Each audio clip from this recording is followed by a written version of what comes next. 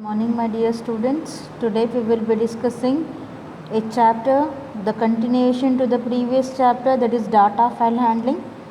In the previous class we had a discussion on data file handling. I had introduced you to the new chapter, data file handling. Today we will be continuing the same chapter in this session, and this is the last chapter of programming in C++ unit. So with this class or with this session we will be completing the data file handling as well as programming in C++ unit. Data file handling is chapter number 12, and in this chapter we will be discussing how we can input the data from a file and how we can output the data to a file. Previous class we had discussion on the same chapter in part 1 session. Today we will have discussion on the same chapter in part 2. Let us check the weightage of this chapter. As informed earlier, the weightage of this chapter is 5 marks. You will get one question of 2 marks and one question of 3 marks. In total you will be getting 5 marks from this chapter for your annual exam. So weightage of this chapter is 5 marks. So you will have to study for 5 marks. One 2 mark question you will get and one 3 mark questions for your annual exam. So let us check out the recap of the things what we discussed in the previous session. We had an introduction to data file handling. So how we can input the data from a file to the C++ program, and also how we can output the data from C++ program to a disk file. We also had discussed stream class hierarchy. In stream class hierarchy, I had told you like all stream classes are derived from one common base class, that is IOS, input output system. So all stream classes are derived from IOS, and from there are many classes. One among them is iStream, which is input stream, which will help us to handle the input stream. Similarly, we have OStream, that is output stream, which will help us to handle the output from C++ program. Then we have IFstream, that is input file stream, which will help us to read the data from a disk file. OFstream, which will help us to output the data to a disk file. We studied what is a file. File is a permanent unit where the data is stored permanently. It's a unit, storage unit, where the data is stored. We also had a discussion on types of files. There are 2 types of files, text files and binary files. Generally, text file will have the digits or alphabets and symbols, whereas binary files represent images, audio, video, animation and that type of information. Last class we saw how we can open a file and the different modes. The modes specify the purpose for which the file is opened. For input purpose, output purpose, for input and output purpose, or when you are opening a file you need to specify the mode. So mode will tell us why the file has been opened. As we say, whenever we shut down the system, it is required or it is advisable to close all the files or applications running in a computer. Similarly, when we open some disk files to perform IO operations, after all IO operations it is required to close the file. To close the file we will be using a function fclose. To open a file we will be using a function open. File modes include IOS in, IOS out, IOS app, IOS no create and so on. This is about the recap of the topics what we had a discussion in the previous class. Now let us continue and let us learn how we can input the data from a file. See, till now we are inputting the data from keyboard. If our program asks enter two numbers, we are supposed to enter the numbers from keyboard. So imagine in a situation where we have to enter bulk amount of data. Sitting and entering may be cumbersome. So what we can do is, the data what we want to input, we can type it in a file and we can save it in a file, and we can write a program which will read the data from that file. And also sometimes it is required to store the output of the file. So what happens is, when we run the program, the output is displayed on the screen, and when we run the next program, the previous output goes off. Suppose if you want to preserve the output, so you can save that output to a file. So today's class we will be learning how we can input the data from file, not the keyboard, from file. To input the data from keyboard, we are using cin. So now we are not inputting from keyboard, instead we are inputting from disk file. So similarly, we will also learn how to output the data to a file. So in the previous classes we used cout statement which will output the data to monitor. Now we will see how we can output the data to a file. So to perform input and output operations, we have to include fstream.h header file in the program. So to perform input and output operations on files, we need to include fstream.h. Fstream allows both input and output operations. Let us see how we can read a single character from a file.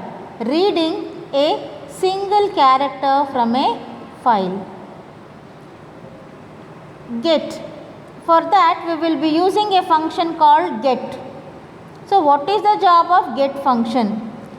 The job of get function is, it will help us to read a single character from a file. So get will help us to read a single character from a file and store it to the specified variable. So we are opening a file, f.open, we are opening abc.txt. IOSIN. The file mode used here is IOSIN, which means the ABC file is open for reading or input purpose. Then we are using a character variable. Now f.get, f is fstream object. Fstream object will help us to read or write data from file. Which file? ABC file. From ABC file, get will read one single character and assign it to ch. So get, the job of get is, it will read one single character from f. F refers, as you can see in the example, f refers to the ABC file and ch is the character. Get will take a character from f and it will store it to ch. Next, let us see how we can write or output the data to a file. Writing a single character to a file. To write a single character to a file, we are using put function. The job of put function is, it will output or write a single character to the specified file. For example, you can see f.open. As you can see in the example, char ch. Ch is a character variable and we are assigning I to ch. So now ch as specified, it represents I, it stores I. F dot put C, so which means F dot put C, put ch, that means ch has I and that will be written onto F. F represents ABC file. As you can see here, F dot open. F is an object which represent file stream and it is referring to ABC file in the D drive. And you can also check out F represents ABC file and that file is opened in out mode, that is iOS out, that is for outputting.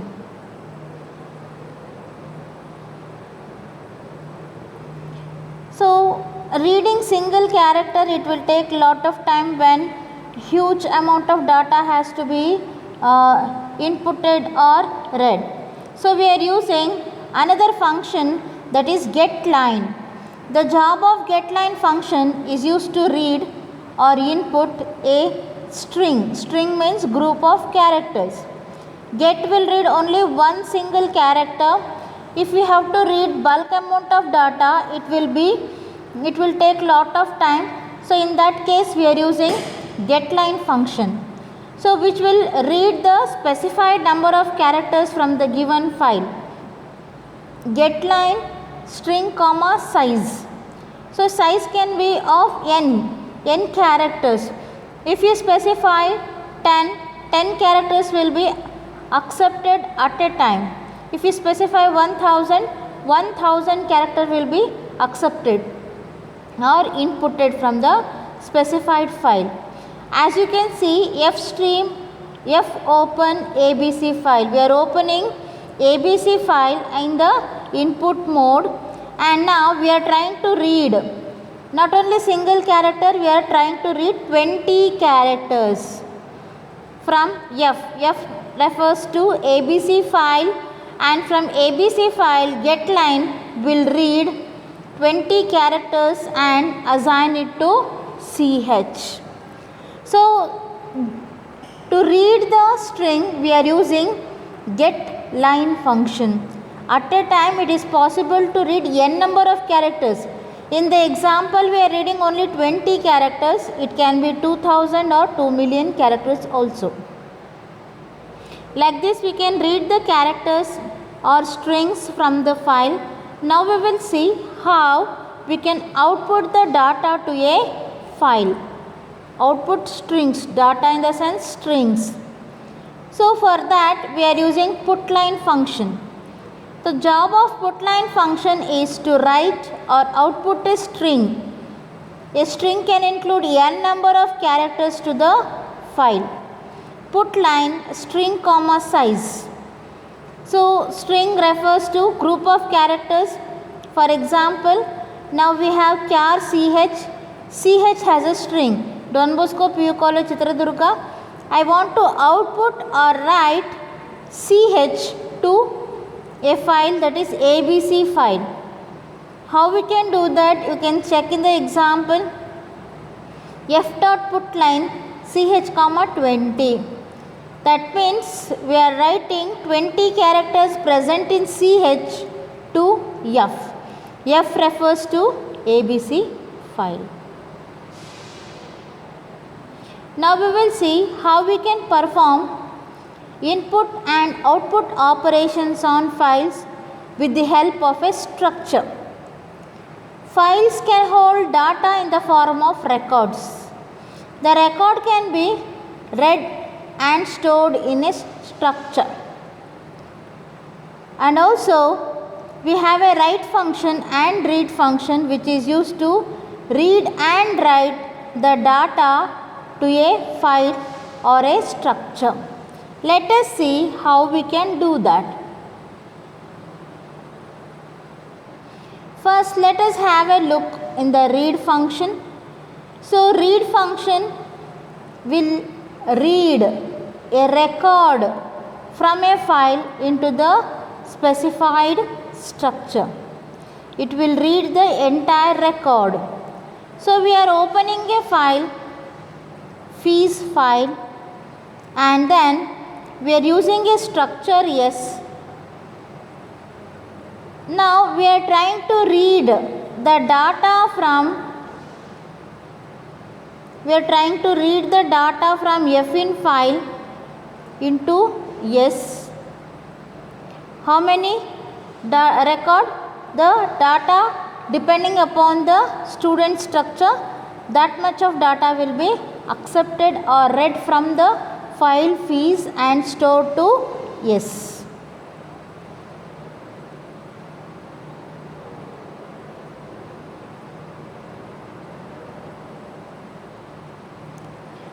So as you can see in the example, we have struct student int reg name and f, where we have a combination of integer, character, a string and a floating point value. The entire record will be inputted at a time from fees file, which is referred by fin object, and it is stored in yes. So let us see how we can output or write the data from a structure to a file. So we are opening fees file and then struct student yes. Yes has roll number, name of the student and fees, which we are writing f out. So you can see in the example, f out refers to fees file and f out dot write, we are referring to fees file. What operation we are doing? We are writing. What are we writing? We are writing yes. Yes has 125 CBC and 5000, and that data will be returned to f out. F out refers to the fees file which is on the D drive. Like this, we can output the data available in a structure to a file. Now let us see how we can detect or how we can know that we have reached the end of the file, that is detecting end of the file. To detect the pointer has reached end of the file, we are using in C++, we have a function called EOF. EOF refers to end of file. So EOF returns true if the pointer has reached end of file. Otherwise, this function returns false. What is job of EOF function? It detects end of the file. If the file pointer has reached end of the file, it returns true. Otherwise, it returns false.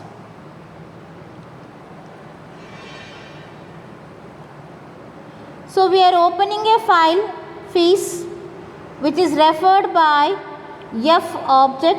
As you can see in the example, we are opening a file and we are assigning it to f, and then we are giving f.eof. So we are checking whether we have reached end of file. If we have reached end of file, it gives true, otherwise it will give false. Now let us discuss what are file pointers. There are two pointers. Whenever a file is opened for input and output operations, by default there are two pointers available in a file.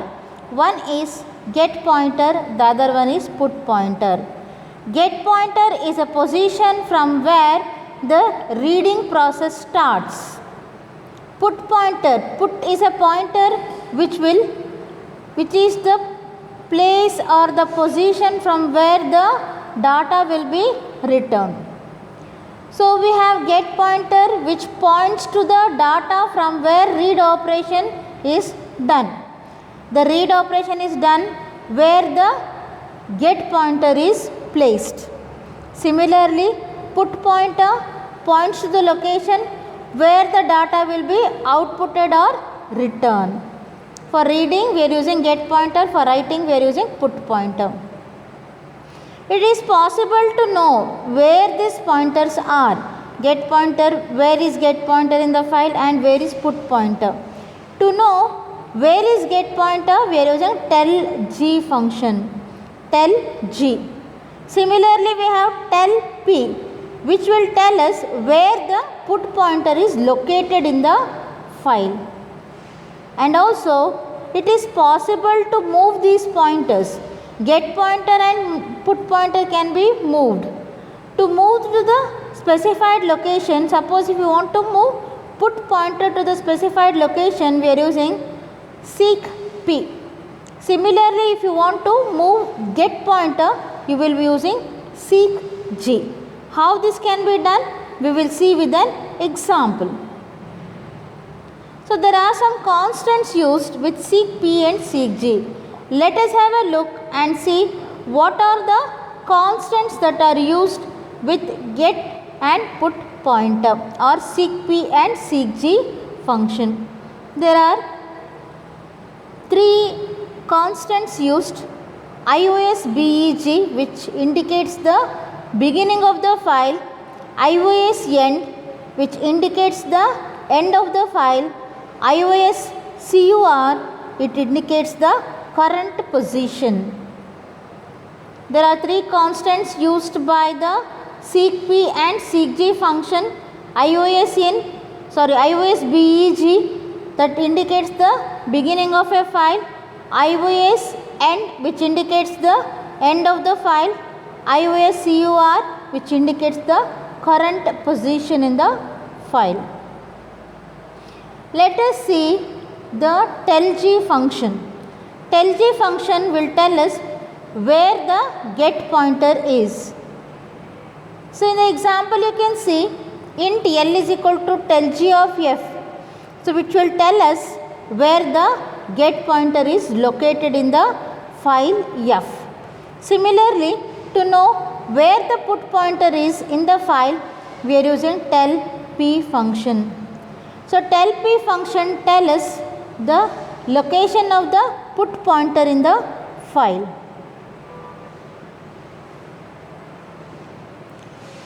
Now, let us see the seek g function. So, what is the job of seek g function? Seek g function will move the get pointer. Get pointer will help us to perform the read operation.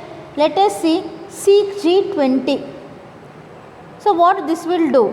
Seek g20 will make get pointer to move 20 bytes in the forward direction. Seek g10, IOSBEG. This will make the get pointer to move from the beginning 10 bytes. B.seek g -5 IOSCUR. From the current position -5. So, 5 bytes in the backward direction the pointer moves. Similarly, -25 will make the pointer to move 25 bytes in the backward direction from IOSCUR, means from the current position. So, seek g20 moves the get pointer 20 bytes in the forward direction. 10, IOSBEG means from the beginning 10 bytes in the forward direction. -5 IOSCUR means from the current position 5 bytes in the backward direction. So, similarly we have seek p function, which will move the put pointer in forward or backward direction. So, seek p of 20 moves the put pointer 20 bytes in the forward direction from the current location. So, if you want to do it from the beginning, you can give IOSBEG, which will make the cursor or put pointer to move 10 bytes in the forward direction from the beginning. So, similarly from the end, we are making the put pointer to move 5 bytes in the backward direction by giving IOSEnd -5. So similarly we are making from the current position we are moving 25 bytes in the backward direction. So there is a mistake here, it is IOSCURR. It's not current, it is IOSCURR. So with this we conclude this chapter, data file handling 2, and also this concludes the programming in C++ chapter. And in the next session, the coming session, we will be continuing with data structures. Study well, go through the video and also attend the test. Have a great day ahead. God bless you all. Thank you.